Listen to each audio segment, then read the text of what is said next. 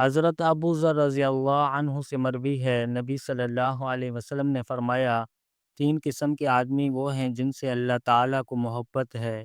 ایک وہ آدمی جو کسی قوم کے پاس آیا اور ان سے اللہ تعالیٰ کے نام پر سوال کیا، اپنی کسی رشتہ داری کی بنا پر سوال نہیں کیا، لیکن کسی نے اسے کچھ نہ دیا، مگر ایک آدمی ان سب لوگوں کو پیچھے چھوڑ کر آگے چلا گیا اور اس سائل کو پوشیدہ طور پر مال دیا۔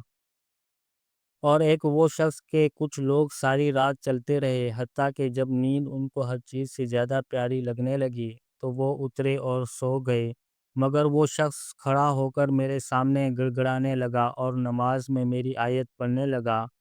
اور ایک وہ شخص جو ایک لشکر میں شامل تھا، اس لشکر کا دشمن سے مقابلہ ہوا، سب شکست کھا گئے مگر وہ سینہ تان کر آگے بڑھا، حتیٰ کہ وہ مارا گیا یا فتح مل گئی۔ سنن نسائی، حدیث نمبر 1616۔ حضرت مسروق سے روایت ہے کہ میں نے حضرت عائشہ رضی اللہ عنہا سے پوچھا، رسول اللہ صلی اللہ علیہ وسلم کو کون سا عمل زیادہ پسند تھا؟ انہوں نے فرمایا، جو ہمیشہ کیا جائے خواہ کم ہی ہو۔ میں نے کہا، آپ رات کو کس وقت تہجد کے لیے اٹھتے تھے؟ انہوں نے فرمایا، جب مرغ کی پہلی آواز سنتے۔